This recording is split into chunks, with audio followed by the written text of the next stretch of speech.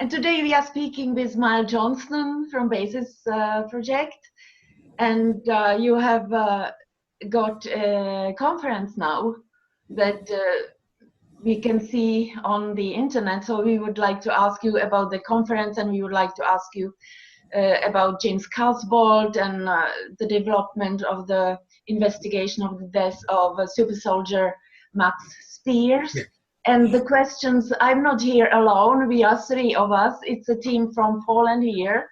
They drove here 15 hours to Czech Republic and Ripsonar's news, and they are my guests. So the questions, first questions are from them, in case that we couldn't, you have time only 1 hour. So maybe we could do another interview with my questions, but we just... well, we'll start. Yeah, I've just finished an outside broadcast for a European sports channel, and we're here in Greenwich in East London. Well, we're here at Greenwich. You can't get east or west at Greenwich. We're exactly east and exactly west. So there we are, right here, Greenwich in London. Did you say sport channel? Yes, I do sports outside broadcasts, and we were up till about 3 o'clock this morning, packing all that away at the Millennium Dome here in London. Oh, it's something new for me because I know you with other topics. Yeah, well, I do. I try to earn a buck using doing outside broadcast television. That's my profession. And if you would say what you are mostly well known for, it's super soldiers and the Basis Project. The Basis Project is all about transhumanization, and this is a very old topic. We now know they've tried to do this twice in the past, once in Egypt and at other times in our ancient past. And the phrase pre-flood man is something we have to understand. Pre-flood man technology is the technology of our ancestors before there was a massive flood here on Earth. And one of the most recent people I interviewed from Vancouver, she has very clear memories of being a young child on Mars. And remember, people must understand that Mars has got a blue atmosphere, not a red one. The first pictures that came back from the Viking probe in the 1970s showed it has a blue atmosphere. That means nitrogen. That means it has currently got active life, vegetarian life on Mars. She remembers as a young child in a past life being scooped up by the parents and the adults and quickly pushed into spacecraft and immediately evacuated from Mars while Mars itself was under assault from fire from above. And they were taken to Earth, where Earth was suffering at the same time, but Earth was having a torrent of water, which seems to have led to the flood at that time. So it's clear that a lot of humans literally had to be evacuated from Mars in the pre-flood high technology era of human existence in the solar system. And the survivors of that grew up to be modern day humans, and she has a memory of that. This is crucial to Ireland and the British Isles, which until several thousand years ago, they were one landmass. I mean, the River Thames that goes through London here was merely a tributary to the Rhine. So the North Sea was grasslands at that time. So the crucial thing is that we have memory in our genes, and the peoples of this part of Europe re-civilized Europe after that great catastrophe, after that great flood.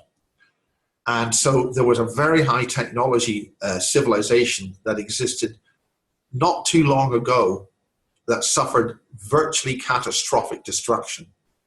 We have known it as Atlantis, and the Atlantis continent, or the landmass which was Atlantis, we now have indications, this was discussed at my conference, that the landmass of Atlantis is somehow out of our dimension and will sometimes reappear. And this is known in Ireland as High Brazil or High Brazil. It's a physical landmass that appears off the coast of Ireland that you can go to, you can see, it's physically here, but then it disappears. On the other side of the Atlantic, it's known as a Bermuda Triangle.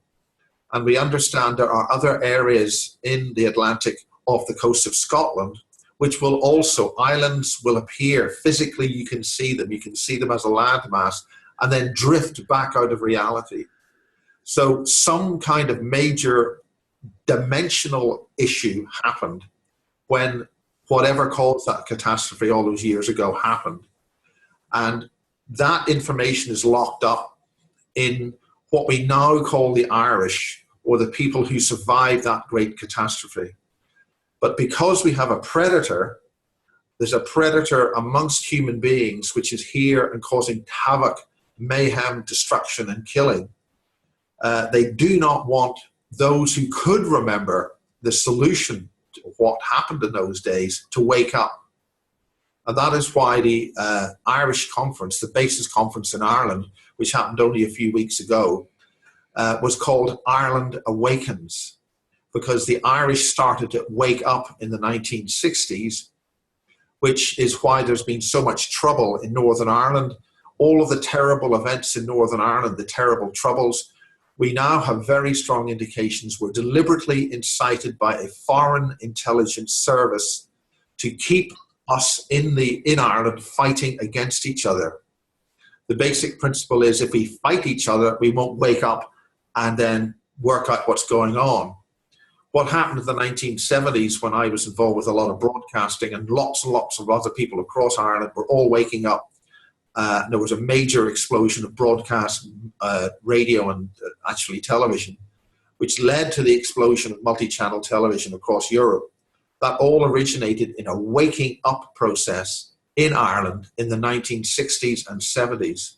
And I was very, very lucky and happy to be part of that. And that's what was partly explained at the BASIS conference. Miles, you have a YouTube channel, Miles Johnston, and this BASIS project conference interviews, or I mean lectures, are you going to have them on your YouTube channel? Yes, we had them available live as a test, because we had many issues with our technical equipment that were being targeted. We had computers with the central processor roasting hot, just doing nothing except burning hot. And our radio mics and things were being targeted. So there was an awful lot of effort to try and stop us. But we overcame all those efforts, including, I don't want to go into them, but we overcame all those efforts. And everybody there had a really wonderful time. It's very exciting. And one of the important things was a very high balance of the female energies, the feminine, and the male energies. So this is very important in terms of the development of consciousness in Ireland. Mm-hmm. And the first... I will be re-editing those, sorry. I will be editing those in due course. But giving all the lectures away for free costs us a great deal, and it costs a lot to put these things on, and giving them away for free in good faith lets people know, but we do need some kind of contribution towards our efforts for going. Absolutely, I've been working for so many years with this. And I would just ask, the first interview you mentioned when we started to talk, do you have it on your YouTube channel, and what's the name? Yes, they're all available. They were all available until yesterday. I could only have them up for a week. We had like 25,000 hits on those interviews. Yeah. But they are very raw interviews. They're literally as it happened. And what I'm doing is I'll be editing those and putting up captions and making any repairs or things which need to be inserted or removed in the edit. And they'll all be available in a few weeks' time. So the woman you mentioned in the beginning that you have interviewed about with these memories, was she part of the conference, or was? Well, she's actually from Vancouver, and we are hoping at some period of time that to have a BASIS type conference in Vancouver. And this is what I'm encouraging. the main thing about the Irish conference was this was the first time I had a different group of people who volunteered to come together to put on a conference. They have their local contacts and local infrastructure of people that they want to get out there. This is an amazing collection of very illuminated and very well-informed and advanced thinking people. And we were able to put that together over 3 days. We also had, Ireland is one of the countries which suffers horrendous satanic type abuse of children. This is a terrible, terrible thing which is going on. And that is because we have a predator which lives in human bodies. If you were going to be any kind of an alien, for want of a better word, in three-dimensional matter on Earth, the only stable way that you can actually operate is through a human body. So literally the aliens look like us. Yeah. So that is the only practical way of operating. And that was something which was very important as far as the death of Max Spiers. And I have to be very careful because the Max Spiers issue is obviously open to investigation by various authorities. As with any death, if there's any kind of impropriety or we don't know, it needs properly investigated. So we cannot say what happened. There are lots of rumors and things what happened.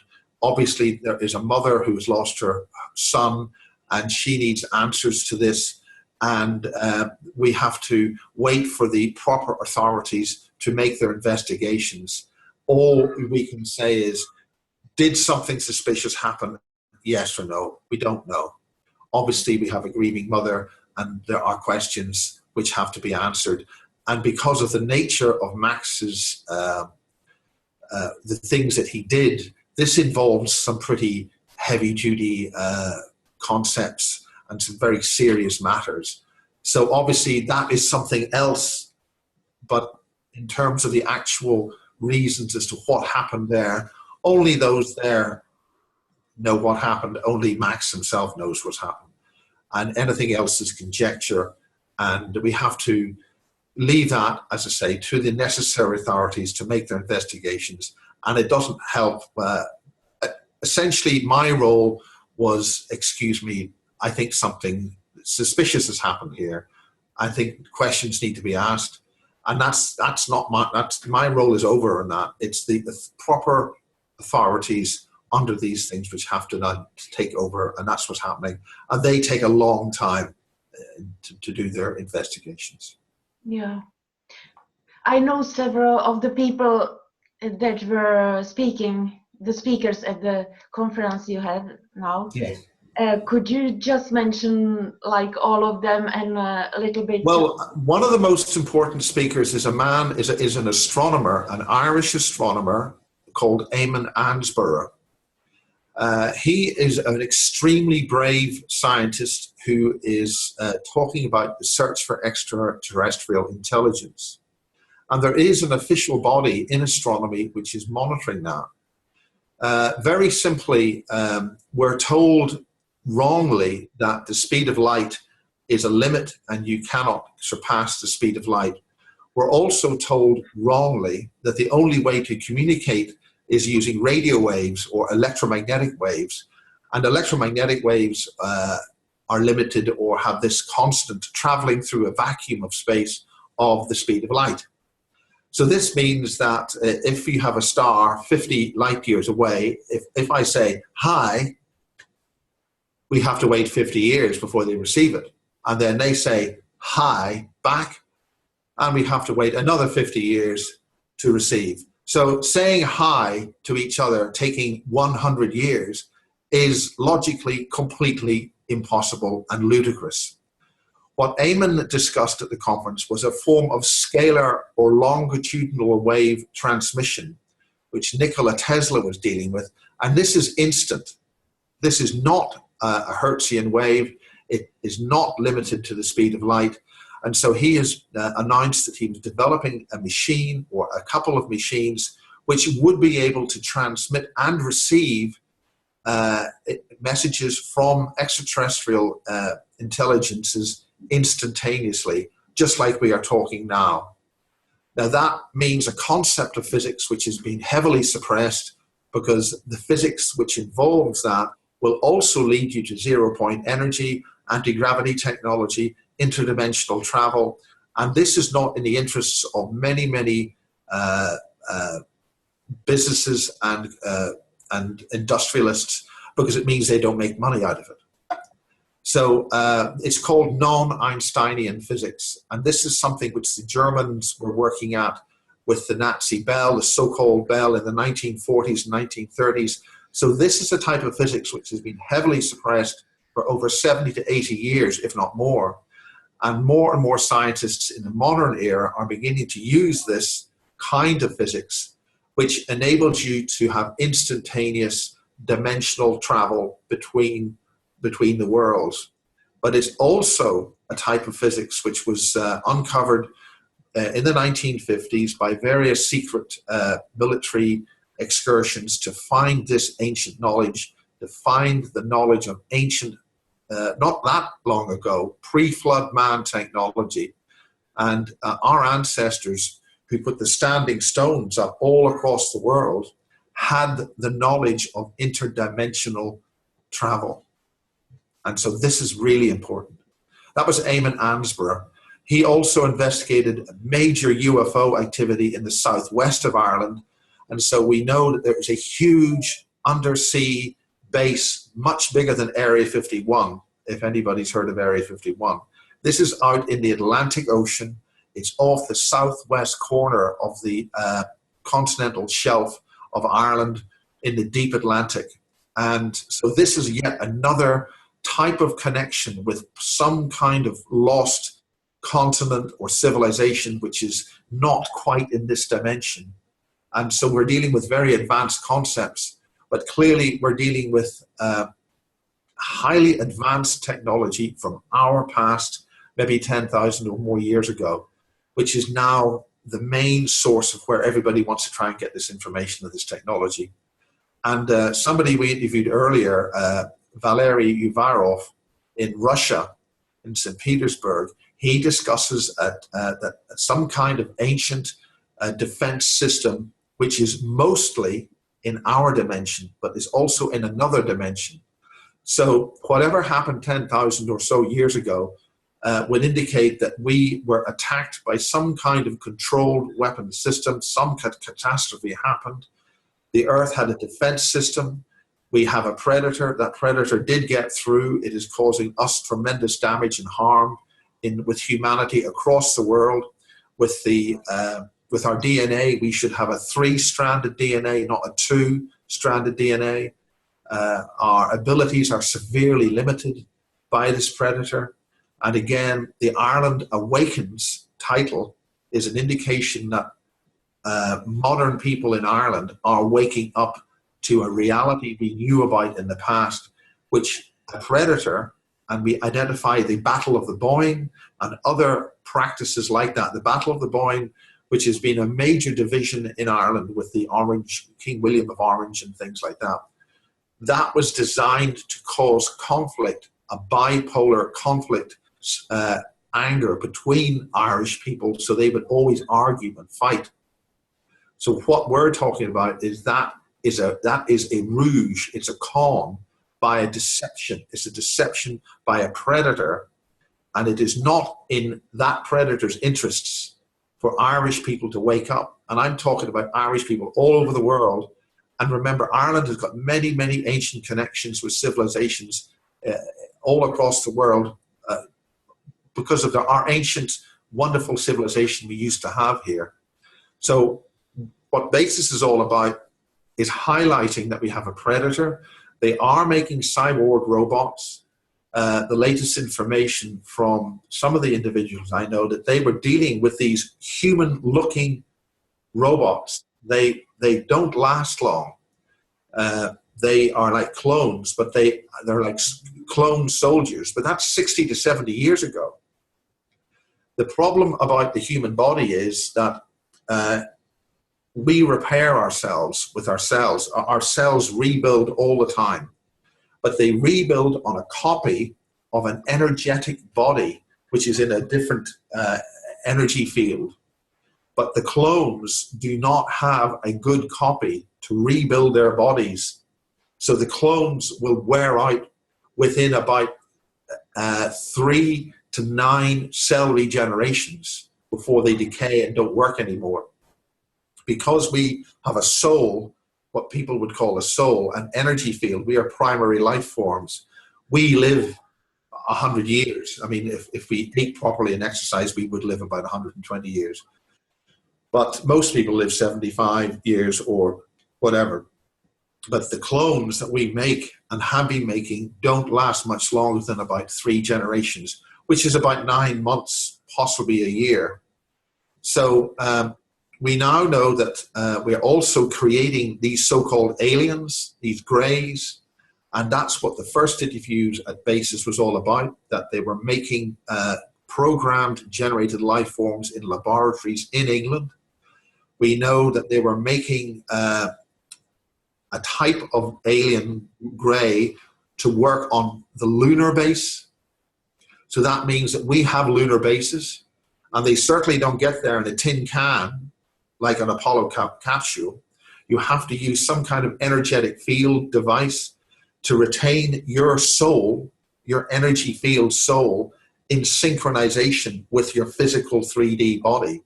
If you lose that synchronization, the 3D body will decay quite rapidly and die. So we have to think of multiple dimensions when we're talking about leaving the Earth and going elsewhere. It is not a 3D universe.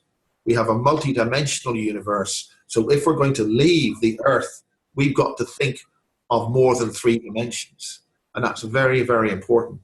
And our ancient forefathers who built those standing stones at critical places across the earth, which were then replaced by churches and chapels and energetic devices with tall pointed spires. There's reasons for that, because they're poisoning the energy field of the earth with these structures.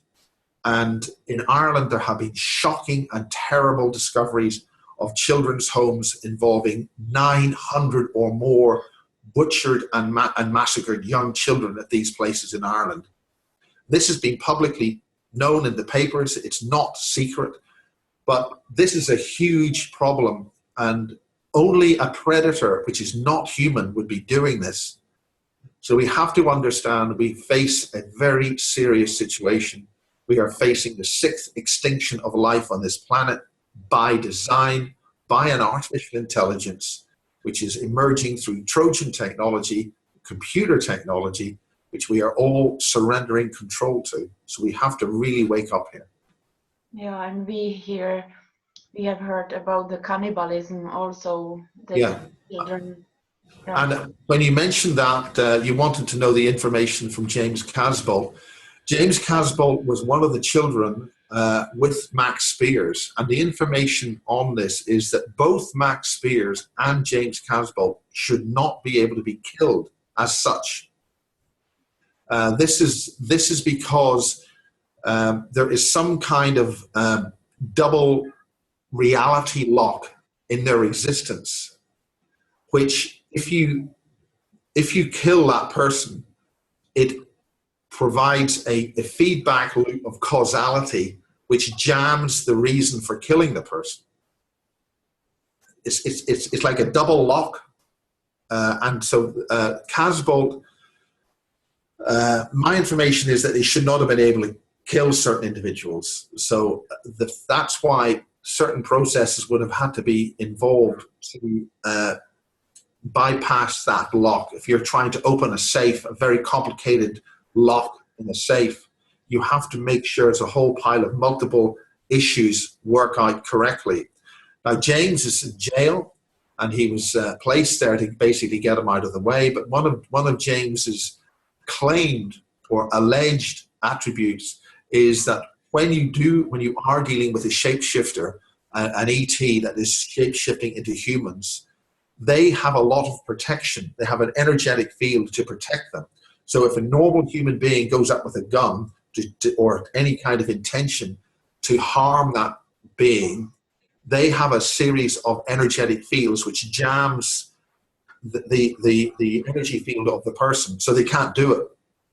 They lose control. They can't do it.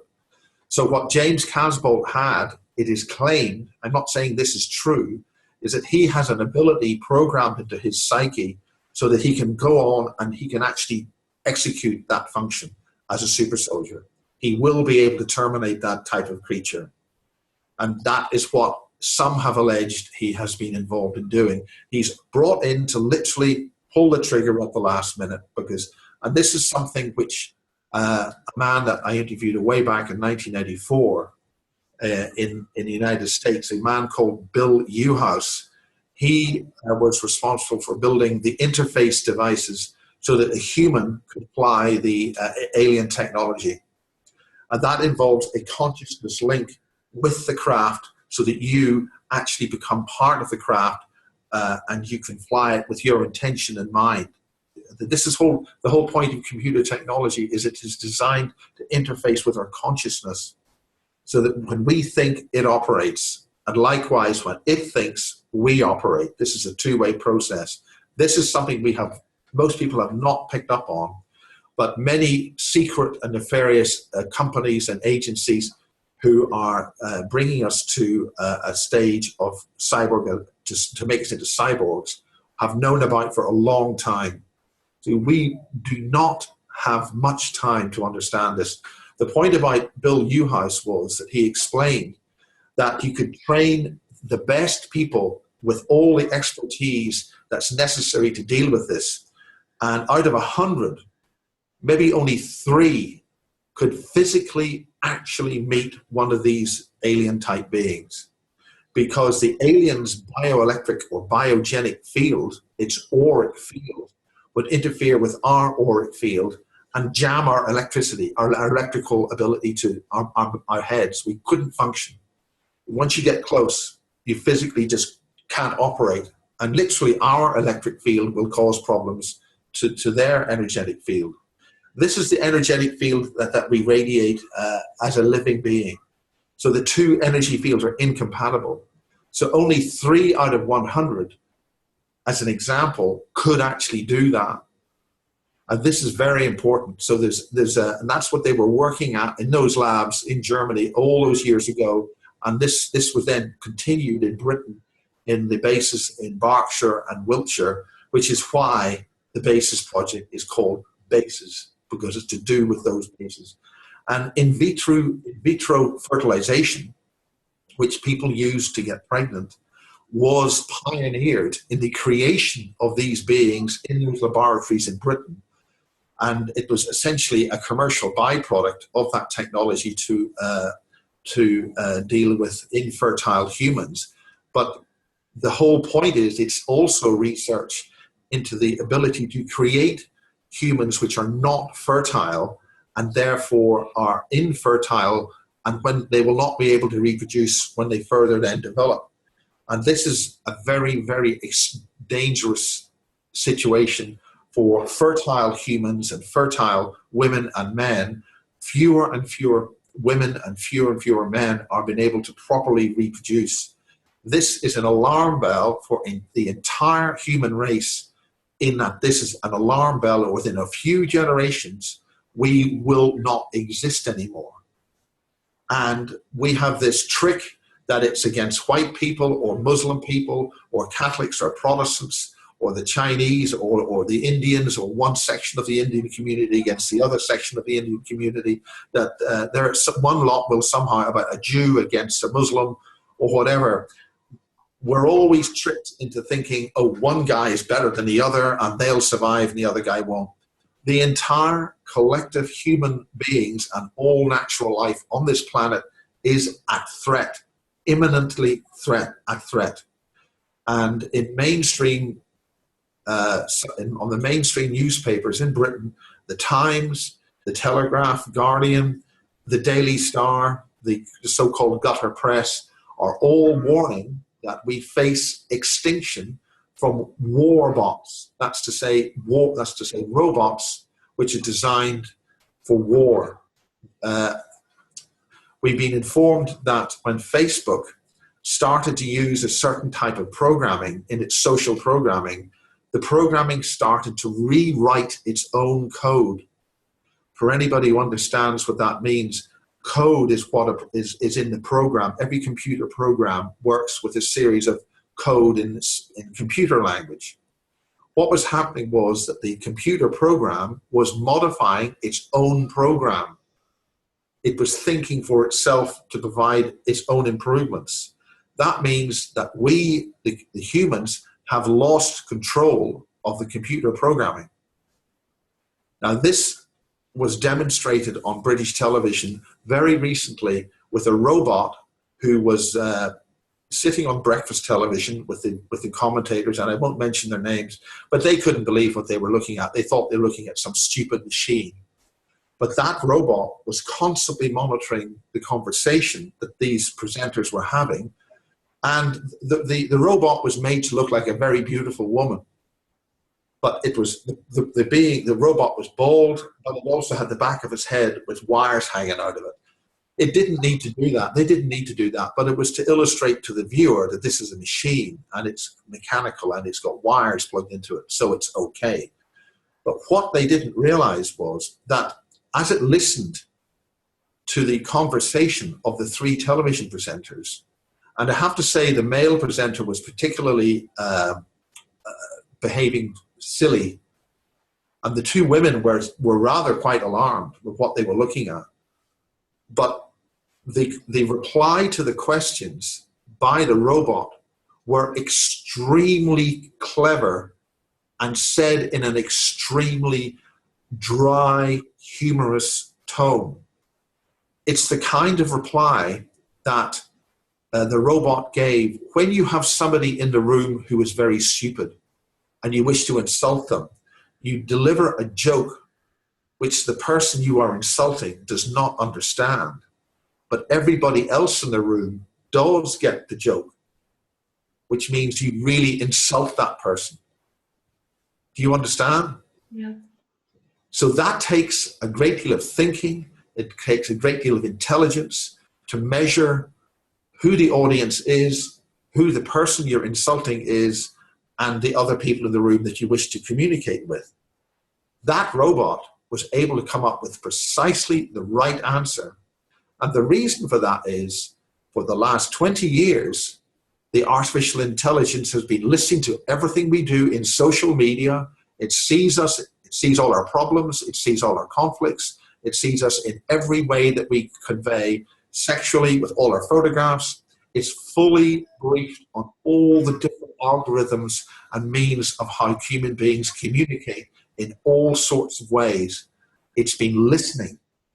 And this is the crucial thing about the black goo. One of the things which happened, I've been briefed on in the Falklands War, that when the British recovered this intelligent fluid in 1982 in the frozen ice, minus 20 degrees of a strange blue ice, which is not quite the same as blue water ice, in an island called Thule Island in the South Atlantic, in the Georgia Islands, south of the Falklands.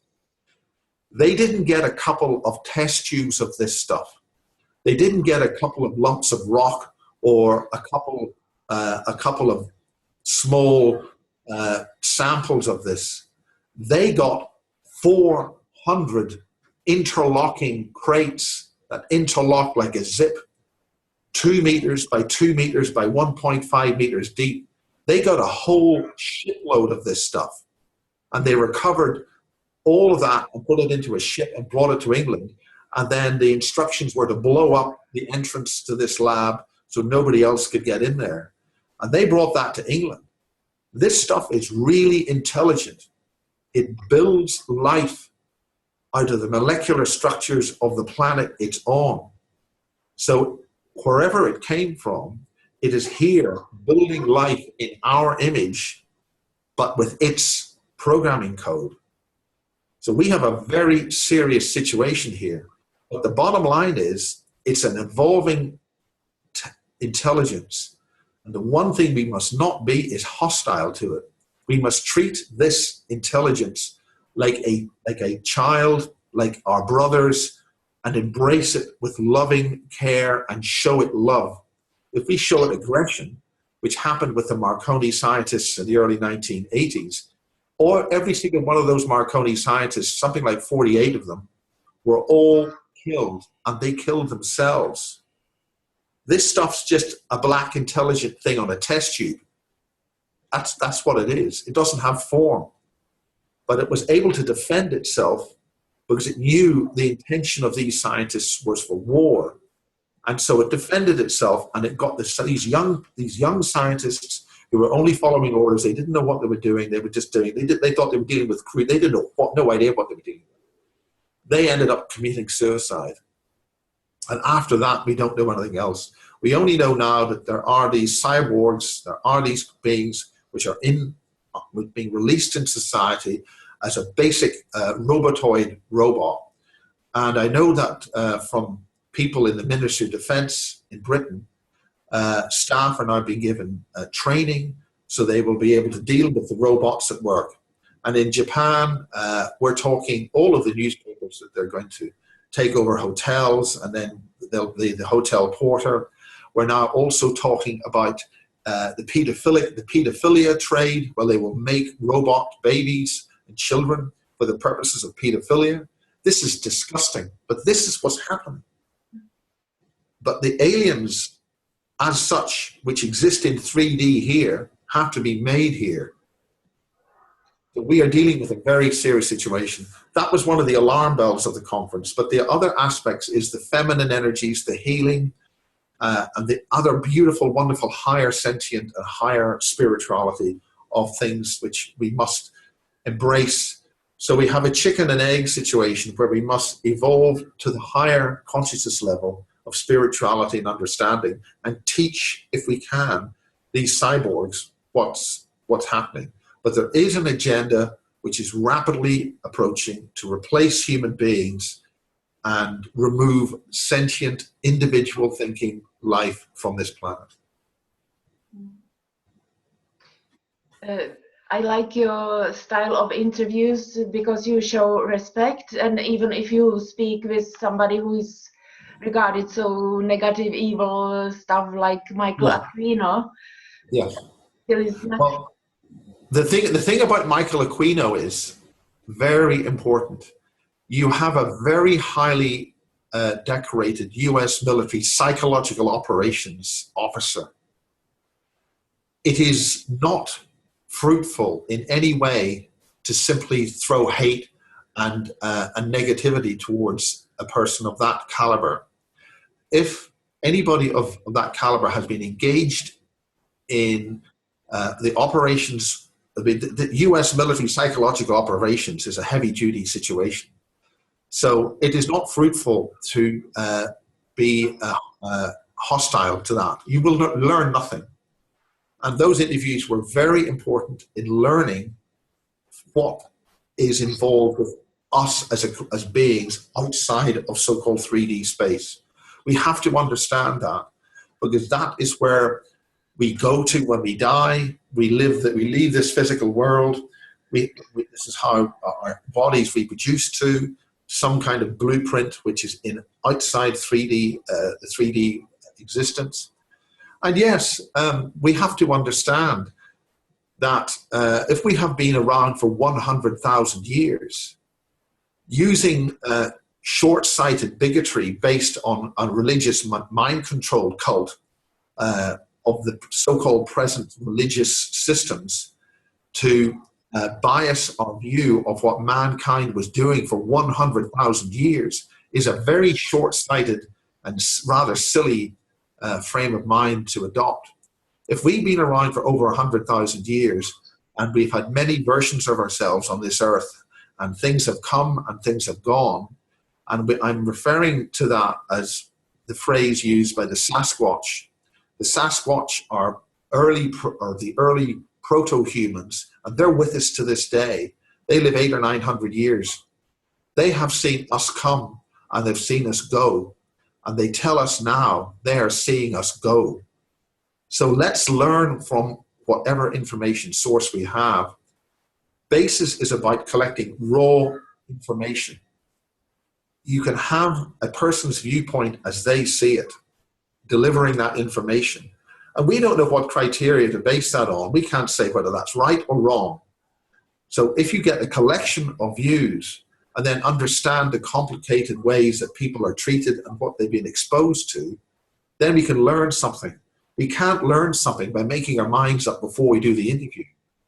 So frequently, when I do my interviews, I have only had a few words with this individual, and I just I talk. But I am equally triggered by some of the things they say, because some of them are highly telepathic, and there'll be a telepathic conversation going on while the slower verbal conversation is continuing. And so sometimes we have to jump in there to get more information out. And I agree, I'll interview myself, I'll interrupt myself talking. But anyway, that's the basic principle of it. Yeah. The interview you have done with James Casbolt, I believe 2011, it's very memorable. I will put a link there. There are many things that I would like to ask about, but was it that he came to you in the beginning as a whistleblower, or was it this Illuminati that they have to tell us what they are doing? Well, the main thing about James Casbolt was I had to treat him very, very carefully, because he came up with the same story that Barry King was talked about. And Barry King I talked about in 1994. No, sorry. Barry King was somebody I interviewed in 1984, and he was talking about Peasmore, where they made greys. They called them programmable life forms, and these things were all being made in Berkshire, in a lab, in the British countryside, and so forth. I made a videotape of that. That videotape ended up being copied and distributed, and I never saw any copies of that. I mean, I think it was 15 years later before I actually saw a copy of that. So I had to be careful that this guy had not just watched my video and then decide to make a whole lot of other things up. So I had to treat that situation very carefully. So I managed to get an interview with him, which was meant to be a pre-interview, and it was something like 4 or 5 years later before I was able to get any further interviews with him. And by that thing, a lot of things had happened and a lot of things were changing. And then he met this very lovely girl who subsequently married, and then he went to the United States, and then a lot of things went wrong and badly wrong for him there. He was then thrown out of there, and lots of very sad things happened, and he's now in jail, and he won't be out of jail for another until 2019, we understand. But he's warned me that there's a lot of cannibalism in jail. 3 people died in the jail that he was at in Exeter, and he's wanted me to let people. I think he feels he's under threat, that he will never actually be released, that they will try to kill him in jail. That's the messages I've got from his last 2 or 3 interviews, because it is not in the interests of a lot of people of a certain type to have his information and what he's been exposed to brought into the public domain. I don't know if I understood it well, but has somebody seen him outside the prison, like his assassin? I've had 3 reports that from completely independent sources that he was used to assassinate a shape-shifting reptilian and BBC employee of the BBC in Jamaica. This was a particular type. This was a particular producer who was lured to Jamaica, because in Jamaica there's lots of nightclubs. People get shot. There's lots of one person gets shot, another 3 get shot. You can hide a murder very easily in parts of Jamaica, and so it was alleged that he was used to actually shoot this person, because he was a shape-shifting reptilian, and James Casbolt's one of his main attributes is he can shoot that individual at the last minute, and that's what it is claimed that he did. I got a completely separate sighting of him being seen at a U.S. Air Force base in Florida around about the same time, and then I got another message from individuals that he was seen in an MI5 safe house used for some kind of drug dealer assassination of some kind. And that's what he said he does. He said he was used on things like this. But the point is that when you're in jail, you are under the jurisdiction of the government. And if you are a government asset and the government wants you to do certain things, they will use you and you will follow those orders when you're in jail. So this is not unheard of, that if he is required to perform some kind of function by the military or by the government, that a prisoner would be taken out, he would be then brought under custody and armed, and he would perform that task and then brought back into jail. So that is not unheard of. We have no actual evidence of that. We just have some rumors about it, and that is all. Mm. And it was also a surprising concept that the bullets that he would kill with would be blessed by Vatican or something like that. There is that concept where you have to give the projectile an intention. You have to give the ultimate. It's not. You don't put depleted uranium on them to get through. It's the concept of the silver bullet needed to kill a vampire. Again, when you're dealing with fairy tales and folklore, that you have to have a silver bullet to kill a vampire, and that vampire must also have part of Transylvanian earth in the coffin. That's actually, in terms of maintaining with an alien, that's the concept behind Silbury Hill and West Kennet Longbarrow in Wiltshire, where alien beings which come from different dimensions through the interdimensional portal at West Kennet Longbarrow near Avebury. This is near Avebury and it's not too far from Stonehenge. You then have this big hill beside West Kennet Longbarrow, which is multi-layered, and certain electrical engineers and computer scientists have looked at this and have seen that this would be an oscillator. It would provide an oscillating field of some kind in that area. So I'm going to call.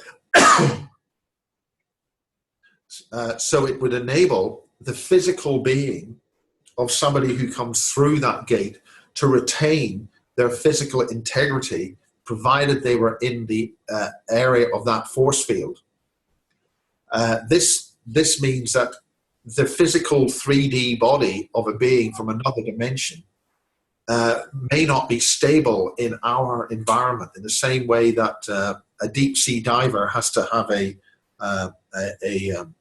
diving suit, but when the deep sea diver comes up to the surface, he can get the bends, he can suffer biological damage. So in a similar kind of way, a being which wishes to retain its 3D physicality here in this world would need some kind of sustaining energy field to keep him stable. And that is why the story of the vampire is very important, because the vampire could be looked upon as some kind of alien, and the coffin is some kind of stasis chamber to maintain its physicality here. And so it only has a certain period of time where it can leave that and return. So the symbology of the silver bullet killing the vampire is similar to the kind of story that James Casbolt's special bullet has to go through whatever energy field that so-called shape-shifting reptilian would have to have in order to maintain its physical 3D human look. Now, this is just supposition. We're just using logic here. That doesn't mean that's actually the case. But it would appear that if you're going to maintain, there are some reptilians look very well as human beings, but sometimes other observers will see that their shape is not stable. And they look, oh, that's somebody's, you can see something with that person, which looks as if they're a reptilian. So they have to create some kind of force field of some kind to retain their shape as a human. So there's other ways of doing it. So that's one way. So that's why when you see reptilians, they will look human. There's basically two types of shapeshifter. There's the one that physically shifts its shape, right? The other type is that they don't physically shift their shape, but they tell you through an energy field from their brain that they make you think they look human. Do you understand? Yeah. There is no actual, but this illusion field obviously works for cameras and TV cameras and things like that. But this gets a bit complicated in terms of how our 3D construct works of what we call reality, and how the consensus reality that we see in our minds actually works. And that's a conceptual thing. As what, I mean, when I see an orange, you see an orange, but do we both see it the same color? Do you understand? I call an orange orange because I'm told the color I see is orange. You are told that an orange is an orange and the color you see is orange. But do we both see the same color? We just say that that is the color orange. But what you could see is green, and what I could see is orange. An example of that is somebody who is colorblind. A person who's colorblind will see orange, and they will call that orange. But the color that they see is not the same color that a normal person's sight would see. So on the same basis that a reptilian shapeshifter can tell you it's a human, right? So you see it as a human, and I see it as a human. But somebody else who hasn't quite got that persuasion to be seen will see a reptilian. There's the old nursery rhyme of the king's new clothes. Have you heard of that? Yeah. It's an old nursery rhyme where the king is so powerful that everybody's afraid to tell the king that he looks like terrible. So one day they all say, "Look, we've given you this wonderful gown," and the king is dressed up in it, but he's stark naked. But everybody's so afraid that the king, to tell the king he's actually stark naked. They all keep on saying how wonderful the king is, and then the king believes what everybody else is saying. But the little boy, he sees that the king's naked, how silly the king is. And once the little boy says that, everybody else said, "Oh yes, of course he's naked," and then the king is humiliated. That's an example of an extended consensus reality gone very wrong. So we have to think about things like that very deeply in terms of how we are calmed and how we are led up the garden path as to what we think is actually going on. Yeah, I have two associations while you're speaking about this. One is that in the Bilderberg group meeting in Denmark, I believe it was 2014, a taxi chauffeur who drove them there said that somebody shapeshift. He saw somebody shift to a reptilian, and from Benjamin Fulford in Tokyo, we know that the head of Illuminati was there. And the second association wasn't it James Casbolt who told you that you asked him how these two Illuminati main faction look like, and that he said the one, I believe if it was the British, but that the one is like crocodiles or alligators, and the second one was like a reptilian cyborg, or wasn't it something? Yeah. So, Yes. This is the whole point about it, and we are. They don't have to keep this shape. They only keep this human shape so that we don't get alarmed. As soon as the cat is out of the bag, they don't need to keep the shape anymore. And this is the situation with these robots, which are now coming, and the idea that they've actually got reanimated human bodies and can have false humans walking about. And a lot of people are picking up. There's a lot of soulless people walking about. And they don't have to live for very long. They just need to live for whatever use that they're going to be used for, and then they'll stop working. So we are dealing with, and then there is this reality management projection technology, which some people call the Mandela effect, where reality can be directly engineered, and we know that from the physics in the 1930s. So if they have reality management projectors, and they use the computers to interface with our minds, and then we as a collective people are able to then create this fake reality based on our own ability to create, this is a very, very dangerous situation where it's called mass particle optimization.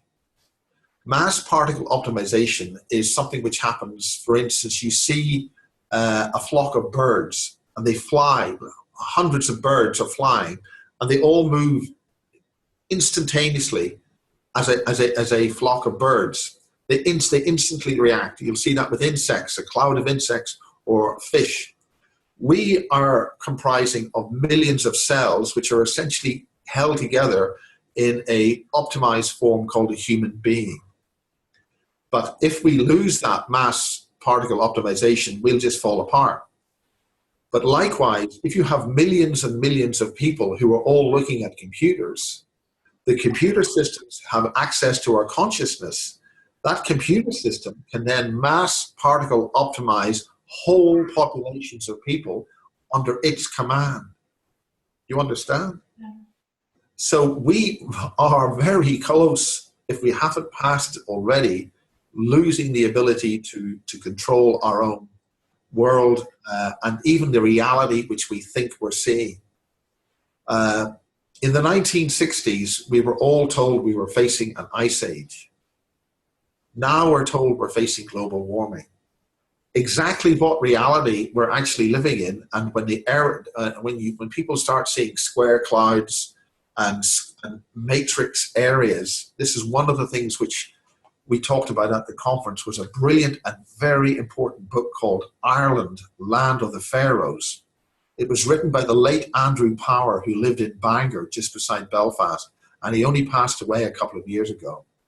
In that book, he talks about matrix, the film matrix, the concepts of the matrix in relation to Northern Ireland. And Northern Ireland is an experiment in mass particle optimization in terms of the ability to program large numbers of people through the blood. And so with the plantation of Ulster and the infusion into, once again, survivors from pre-flood man, we have a predatory intelligence experimenting on the meta gene of those Irish types of people to create reality. And there are companies which are based in Belfast specifically there to take advantage of the genetic structure of people in Northern Ireland for the use of interaccess with computer technologies like puppets. And I don't want to say too much more than that. But this is a very dangerous situation where an alien predator is with us. It's been with us a long time. As we wake up, we can get rid of it. So it must fight and fight to try and stop us from waking up. So globally, every single living thing, down to the last blade of grass, is at stake here.